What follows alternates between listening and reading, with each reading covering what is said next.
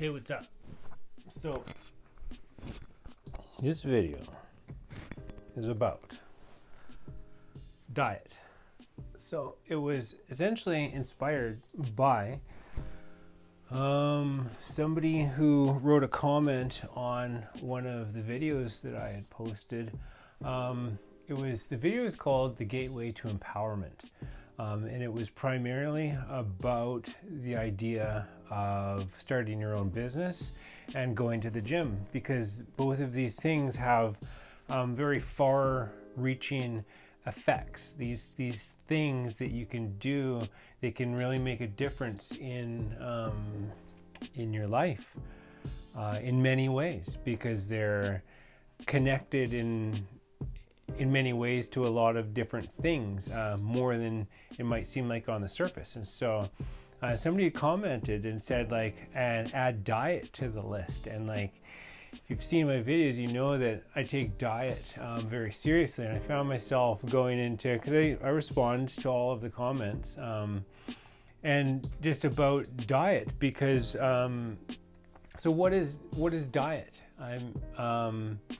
Because diet is, of course, food, things that you put into your mouth, things that you put in your mouth, chew, and swallow down, and get digested, and are a part of your nourishment protocol, right? So diet is that, but it is much more than that. Diet is, of course, it includes liquids. Anything that you're taking in through here can be considered to be your diet. But I mean, aside from food, sustenance, and liquids and that kind of stuff, hold on. Another thing that is, it's like it extends to an energetic and a psychological level. So because anything that like, we are highly impressionable beings. Like, the body is, I think, upwards of 70% water. And if you've ever seen, there is a documentary called Messages from Water, I do believe. It's by Dr. Masu Emoto. And it just shows how water carries information. And he did this testing where you could see that, say, water that comes from a not healthy place, it doesn't have a lot of structure to it. It doesn't, and he would freeze it, and then it would see the ice crystals that it would produce. And there's something that comes from a natural stream, or like a stream in nature, where there's a lot more organic biodiversity and all this kind of stuff going on, peaceful place. The crystals that formed on the tops of this water, or when you looked at it under a microscope, or whatever the case, were very like sacred geometry, like perfect hexagons and things like that, like fractal kind of radiating patterns, beautiful things. Whereas the stuff that comes, like maybe city water, it's not exactly not what we would consider living, not living water, not structured water, a little far removed from, say, like a pristine mountain lake or whatever, right? So not quite as natural. It's been a little bit polluted, and or a lot polluted. And so this is the thing, it's like us as human beings, I mean, this is just part of the idea, it's not the entire thing, but just that as 70% water, I mean, it begs this idea that it's like because if water has this capacity to store information and to be imprinted by information, and in a variety of ways. So one of the tests that he did, like, you can just direct your energy towards the water, and it have an effect on it. Or you can write different words on glasses. That's what he did. It's like one said like love and the other one said hate, and the one that said love had a more beautiful outcome than the other one. So there is a difference between energy that is expansive and about connection, and an energy that is segregative and about disassociation. They're not. There's a difference, anyways. And so this thing with diet, it's like anything, because we are highly impressionable, whether you like it or not. Like, never mind all this water stuff. Just like your psyche, your mind. Tell you something. Here's something. It's like, how about PTSD? Once you see something, you cannot forget it. You know, it might go to the back. It might, but something, it can get triggered, right? And this is, if this wasn't the case, then PTSD would not be a problem, which is, you know, a huge. It's so much is PTSD. It's ridiculous. Like, there are things that I've seen that I can never forget. Something I saw only for a second. Like, I'm not gonna say it, but I've seen some things that it's like, and it is forever left an imprint on me. I can't forget it. I can't pretend like I didn't see it. I know that I saw it.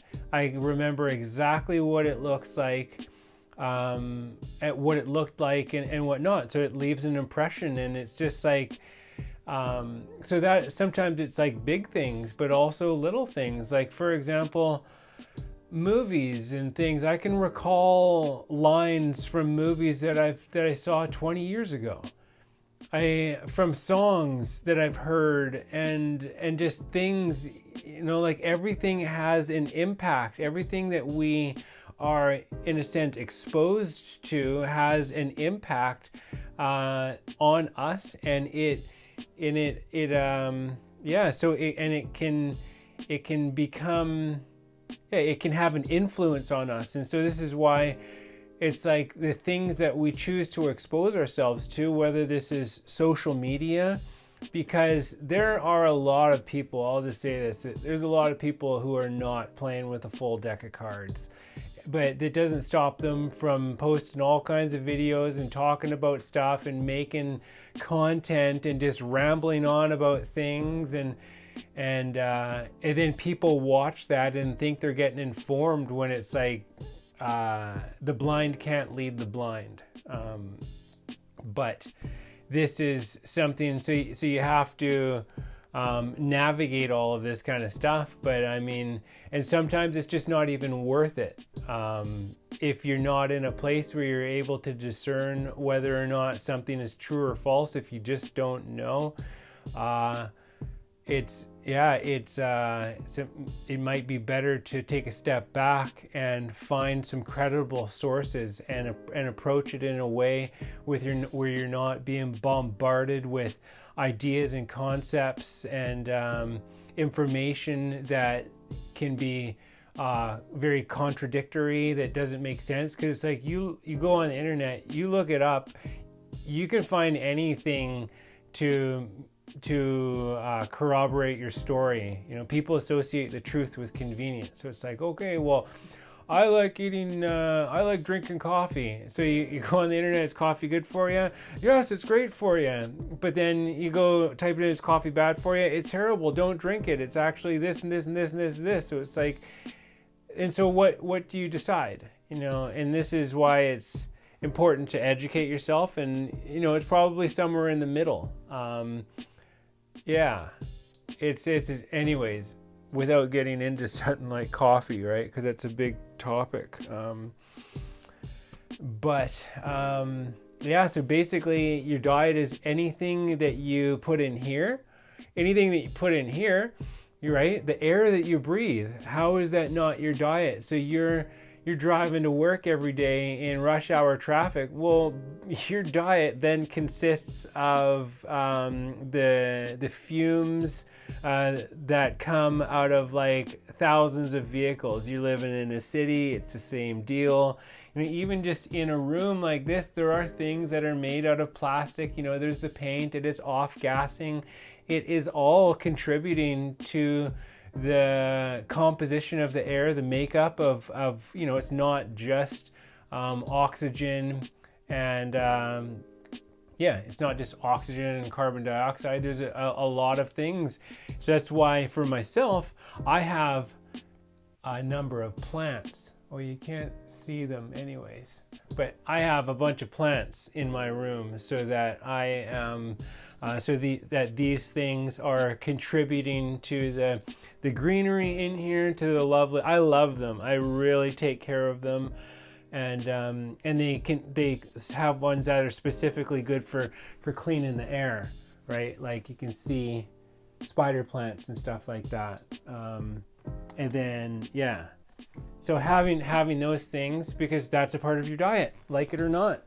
And this is why like healthy eating is like so important, because there are certain contaminants that you just have to live with, like the off-gassing of certain things that might have been petroleum-based plastics and stuff like that, that are of an inferior quality, that were never really designed to be robust and they were designed around making money. So that's why I think like BPA free plastics, because you only need to use that chemical is used to seal cheap plastic.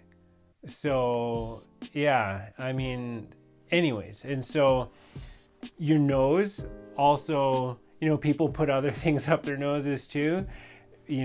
Careful with that one, because how many times do you think it was stepped on before it got to you? You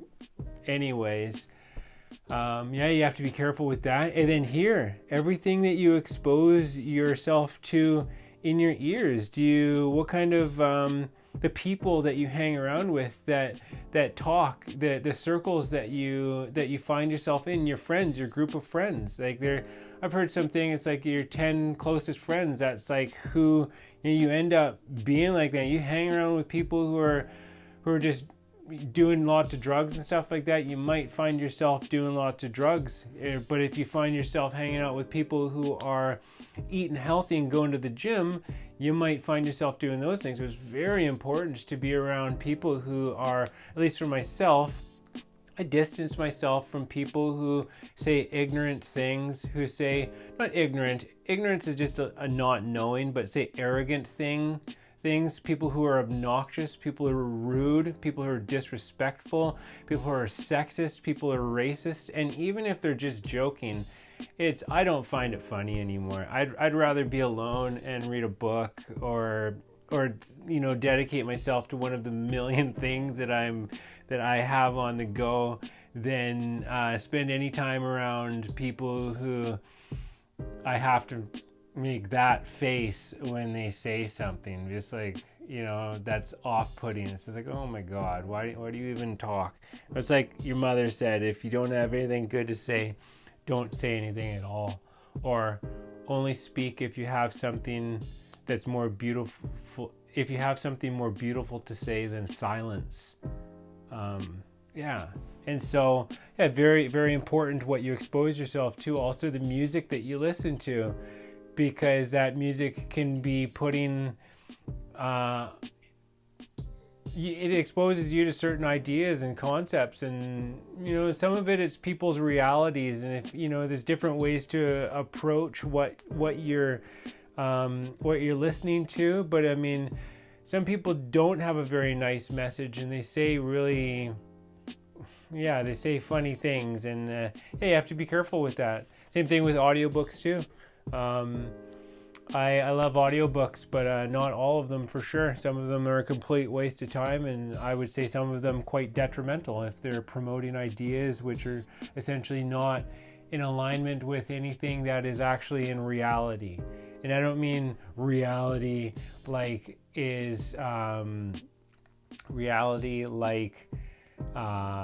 what might be generally accepted by mainstream kind of closed-minded science. I don't mean that. I mean like, the bigger picture of stuff. There's because there's two types of science. There's, anyways, I'm not going to go into that.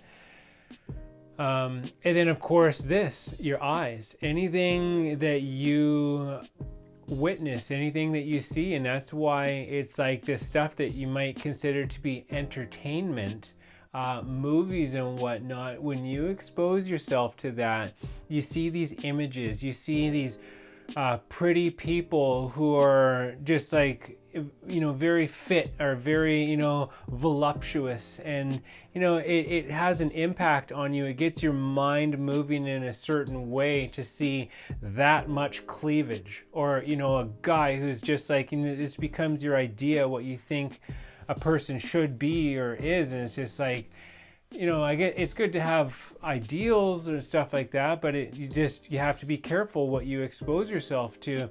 And also, certain people who make movies, they portray certain concepts and ideas in these movies, and it can get into your head, even though you know that it's a movie. What if that movie is based on something that happened, but it is still a portrayal?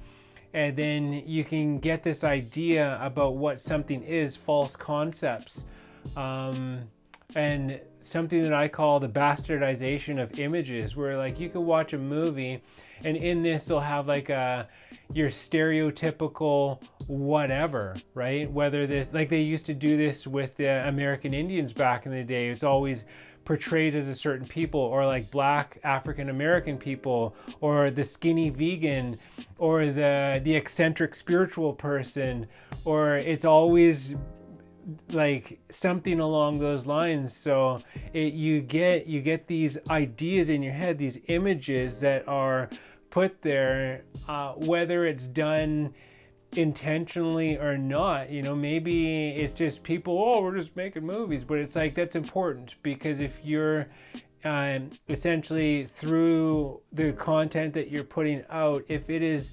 influencing those who see it, if it's having an impact on the way that they view things, if it's helping to shape perception, then you have a responsibility to make sure that what you're doing isn't leading people to barking up the wrong tree or forming false ideas about whatever it is that is in question. So yeah, and I guess the other part of this is just that, so diet, aside from those senses, because we have more than 5 senses, because there's also yourself on an emotional level. So there's like on a mental, an emotional, or energetic level, where it's like, if you exist within an environment that is toxic, that is not friendly, that is not supportive, it can have an impact on you, like a serious one, because you need to then take care of yourself in a different way. You can't really open up, you can't blossom, because you need to stay protected so you can get shut down. You need to, like say in the city environment, there's so much going on when you're there that you literally need to block some of it out, because if you pay attention to everything that's going on, you would never get anywhere or get anything done. And so just certain environments have an inherent energy about them, which has an impact on you as a person, as opposed to, say, being out in nature where a deer could walk up and there's squirrels and just like a lake and nobody else is around, and you can smell the mountains and decompress. So yeah, diet is a lot. It's everything that you are exposed to in every way that you can possibly think of, and including more, I'm sure, right? Because these are just levels, and there's always other levels. Right now we're dealing with some pretty basic stuff, all of this stuff, and because there's more and more and more and more and more. I don't know if, anyways, we'll just stop it right there.